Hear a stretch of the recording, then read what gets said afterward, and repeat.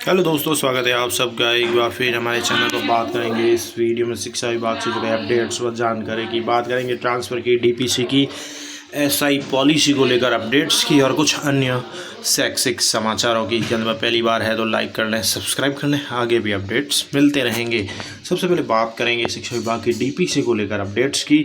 तो बात करें तो सेकेंड ग्रेड से लेक्चरर व उच्च पदों पर पदोन्नति का फैसला अब जल्द ही होने वाला है। इसको लेकर एक बैठक आयोजित की जाएगी। इसको लेकर खबरें आ रही है कि इस बार शिक्षा विभाग जो है डीपीसी की जो बैठक है, डीपीसी जो करेगा वह जोधपुर में करेगा। बड़ी बैठक होने जा रही है जिसमें सेकेंड गेट टीचर्स की डीपीसी होने की संभावना बताई जा रही है, जिसमें सेकेंड गेट से लेक्चरर पर उनको पदोन्नति दी जाएगी।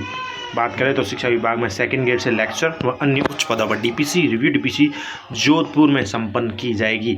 और इसके लिए आरपीएससी के सदस्य प्रोफेसर अयूब की अध्यक्षता में यह बैठक 13 अप्रैल को बुलाई गई है। तो इस बैठक में डीपीसी को लेकर क्लेरिफिकेशन होगा या डीपीसी की जाएगी।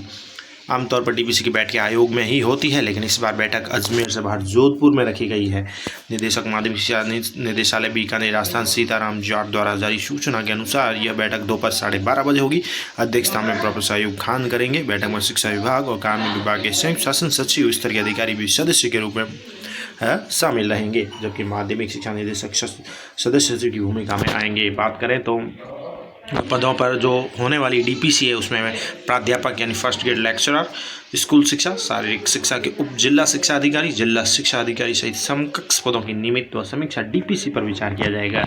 विभाग ने संबंधित अधिकारियों को निर्देश दिए हैं कि वे बैठक में आवश्यक जो भी अभिलेख है, दस्तावेज है, साथ लेकर समय पर उपस्थित रहें। साथ ही बैठक के सुचारू आयोजन के लिए सुव्यवस्था सुनिश्चित करने के भी निर्देश दिए गए हैं। बैठक को शिक्षा विभाग में पदोन्नति प्रक्रिया को गति देने की दिशा में अहम कदम माना जा रहा है, जिससे लंबे समय से प्रतीक्षित जो मामलों का निस्तारण भी संभव हो सकेगा। तो ये बड़ी बैठक है डीपीसी को लेकर, और इसमें कई डीपीसी जो है सेकेंड ग्रेड टीचर्स के लिए अच्छी है और उच्च पदों पर भी पदोन्नति होने की पूर्ण संभावना है। बात करें थर्ड ग्रेड टीचर्स की तो मामला कोर्ट में विचाराधीन है और इस पर अभी तक निर्णय नहीं आ पाया है। ऐसे में थर्ड ग्रेड डीपीसी की प्रक्रिया तो अटकी हुई है। आने वाले समय में पता चलेगा कि इस पर क्या निर्णय आता है, उसके अकॉर्डिंग कार्य होगा। इसके साथ एक बात करें दूसरी खबर की तो थर्ड ग्रेड टीचर्स के तबादलों को लेकर जब शिक्षा मंत्री का बयान सामने आया है, और वो है कि क्या थर्ड ग्रेड शिक्षकों के तबादलों की संभावना है या नहीं है या कब होंगे, तो उन्होंने बताया इस संबंध में उनका जो आंसर आया है कि 9, 18, 27 का लाभ मिल रहा है। यानी एसीपी जो भी 9 वर्षीय एसीपी होती है वो कर्मचारी को मिल रही है, और उन्हें नौकरी मिलते समय भी पता था कि उनका ट्रांसफ़र जिले से बाहर नहीं होता है। ऐसे में वे ट्रांसफ़र नहीं, डेपुटेशन चाहते हैं। और इसके साथ ही ताकि उनकी सीनियरिटी ख़त्म ना हो, उनके ट्रांसफ़र जिले के बाहर नहीं होंगे, जिले में ही होंगे। मामला सरकार के ध्यान में है। मुख्यमंत्री जी और मंत्रिमंडल क्या निर्णय करता है, जो भी निर्णय होगा मैं आदेश की पालना करूंगा। यदि वे लिख कर देते हैं कि ट्रांसफ़र कर दो, हमको सीनियरिटी से कोई लेना देना नहीं, तो विचार किया जा सकता है। सरकार और निजी स्कूलों में एक समान यूनिफॉर्म के मामले में भी फाइनल निर्णय मुख्यमंत्री स्तर पर होगा। पहली बार ऐसा हुआ है कि सभी बजट घोषणाओं पर तेजी से काम हो रहा है। ये सब कुछ कहना है शिक्षा मंत्री जो है मदन दिलावर जी का। तो उन्होंने कहा है कि थर्ड ग्रेड टीचर्स के ट्रांसफ़र होते ही नहीं है, वो जिले में ही होते हैं। बाहर फिर भी जाना चाहता है कोई शिक्षक या जो भी कर्मचारी जाना चाहते हैं, तो इसके लिए जो सीनियरिटी का मामला है, अगर वो सीनियरिटी लिख के दे दे, जैसा कि उनका कहना है, ख़त्म उनकी वो रखना चाहता है, सीनियरिटी लैप्स होगी, जो भी है सीनियरिटी ख़त्म हो तो ट्रांसफ़र पर विचार किया जाएगा। और इसके साथ ही उन्होंने कहा एसीपी समय पर मिल रही है, ट्रांसफ़र जिले से बाहर नहीं होता है, और ज़्यादातर टीचर डेपुटेशन चाहते हैं। तो इस प्रकार का उनका बयान सामने आया है थर्ड ग्रेड टीचर्स के ट्रांसफ़र को लेकर। तो कुल मिलाकर मामला ढीला ही है थर्ड ग्रेड टीचर्स के ट्रांसफ़र को लेकर, क्योंकि थर्ड ग्रेड टीचर्स के ट्रांसफ़र की ना तो नीति है, ना नियम है, ना कोई सरकार इसकी ओर ध्यान दे पा रही है। इसके साथ ही अब बात करेंगे दोस्तों अगली खबर की, और वो है जनगणना को लेकर। तो जनगणना को लेकर एक ऑर्डर जारी हो रखा है 11 मार्च 2028 को ही, जिसमें जनगणना में जिन कर्मचारी अधिकारियों की ड्यूटी लगी है तो उनका ट्रांसफ़र जो है नहीं हो पाएगा। जिस प्रकार की खबरें आ रही है कि ट्रांसफ़र खुलने वाले हैं, जो भी है पक्की खबर तो नहीं है, लेकिन अगर होंगे भी तो जनगणना में जो अगर कर्मचारी लगा है उसकी ट्रांसफ़र नहीं की जाएगी। ये एक लेटर है जिसमें स्पष्ट कहा गया है कि आपको पढ़ के बता देते हैं कि as you're aware preparation for conduct of census 2027 are now in full swing, it shall be conduct digitally in 2 phases along with the provision for self enumeration. The first phase of the census house listing and housing census will be conducted in period of 30 days during April to September 2016, and all the states, union territory are notified by them. The second phase population enumeration shall be conducted in February 2027, September 2006 in Ladakh and the snow bound area of Jammu Kashmir, Himachal Pradesh and Uttarakhand. तो इस प्रकार से 2 चरणों में ये जो जनगणना होने वाली है, तो अप्रैल से सितंबर तक है, जिसमें हाउसिंग लिस्टिंग है, हाउसिंग जो मकान सूचीकरण वगैरह वो है, और इसके साथ ही सेकंड फेज में भी पॉपुलेशन की गणना वगैरह का कार्य रहेगा। तो फिर में ये जनगणना होने वाली है, डिजिटली रूप से जनगणना कंडक्ट की जाएगी।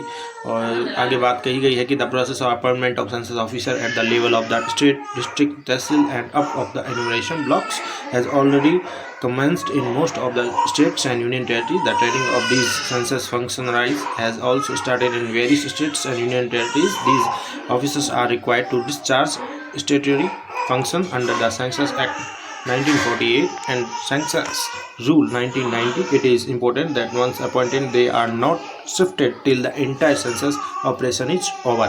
इसके साथ ही जिन भी अधिकारी जिस भी लेवल पर है, चाहे वो राज्य लेवल पर है, डिस्ट्रिक्ट लेवल, तहसील लेवल पर, ब्लॉक लेवल पर अधिकारियों की नियुक्ति होगी, उनकी ट्रेनिंग कई जगह शुरू हो गई है, ट्रेनिंग चल रही है, तो उनको शिफ्ट नहीं किया जाएगा, यानी उनके साथ छेड़छाड़ नहीं की जाएगी जब तक कि जनगणना का कार्य पूर्ण न हो जाए।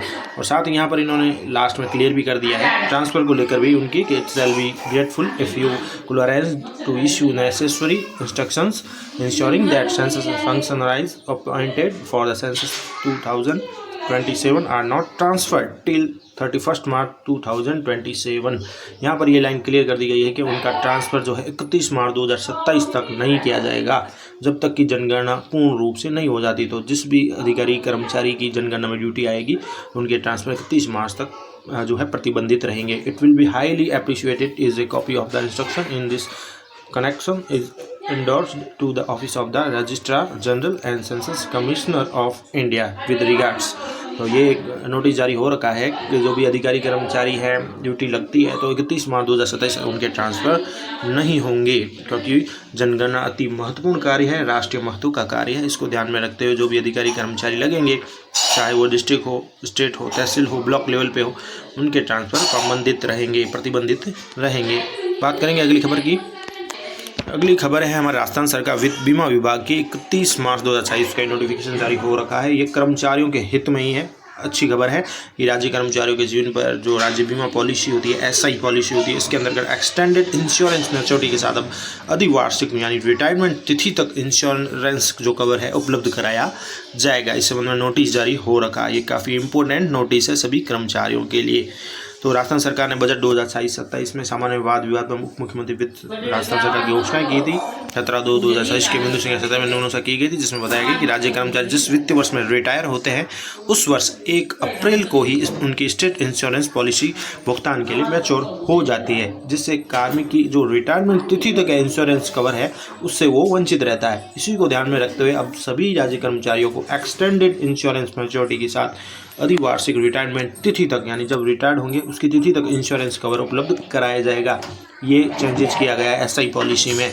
इसमें क्या है कि घोषणा जो भी हुई थी बजट में, उसके क्रियान्वित में वित्तीय वर्ष 2026-27 में सेवानिवृत्त होने वाले राज्य कर्मचारी जिनकी राज्य बीमा की पॉलिसी 1 अप्रैल 2026 को परिपक्व हो रही है, वे सभी पॉलिसियाँ अब संबंधित राज्य कर्मचारी की मृत्यु तक या उसके अधिवार्षिक आयु पर सेवानिवृत्त होने की तिथि के पश्चात आने वाले माह की पहली तारीख को परिपक्व होगी। यानी आप रिटायरमेंट जब भी हो रहे हैं, जैसे 31 अगस्त को हो रहे हैं एग्जाम्पल, तो आने वाली जो 1 तारीख है यानी 1 सितंबर तक परिपक्व होगी। तो इस प्रकार से यहाँ क्लियर किया गया है कि 1 अप्रैल 2026 को पहले जैसे कोई भी कर्मचारी रिटायर हो रहा है तो उसकी परिपक्व हो जाती थी। अब ये सभी पॉलिसियाँ कर्मचारी की या तो मृत्यु तक या फिर उसके अधिवार्षिक आयु पर सेवानिवृत्त होने की तिथि के पश्चात आने वाली 1 तारीख को परिपक्व होगी। ऐसे प्रकार में राज्य बीमा पॉलिसी जारी करने की अवधि में राज्य बीमा प्रीमियम की पूर्वत कटौती जो है वो जारी रहेगी और एक्सटेंडेड इंश्योरेंस मैच्योरिटी अवधि में जोखिम वहन करने के साथ ही अतिरिक्त बोनस का लाभ भी देय होगा। इस संदर्भ में विस्तृत अधिसूचना भी प्रत्यक्ष से जारी की जाएगी। तो ये 31 मार्च 2026 का नोटिफिकेशन जारी कर दिया गया है और ये कर्मचारियों के हित में ही है कि जो पहले रिटायरमेंट के करीब होते थे तो उनके 1 अप्रैल को जो है वित्तीय वर्ष में रिटायर होने वाले हैं, जो एक वित्तीय वर्ष में तो लगभग 1 अप्रैल को परिपक्व हो जाती थी और फिर आगे के समय के लिए कार्मिक जो है वंचित रह जाता था इंश्योरेंस कवर से, अब इसको बढ़ा दिया गया है एक्सटेंडेड इंश्योरेंस मैच्योरिटी के रूप में। यानी अब आपके जब कर्मचारी की बात करें या तो मृत्यु तक या उसके रिटायरमेंट की जो भी तिथि उसके बाद उसके पश्चात आने वाले माह की पहली तारीख को परिपक्व होगी। ये महत्वपूर्ण जानकारी आप सभी के लिए इस वीडियो में। धन्यवाद।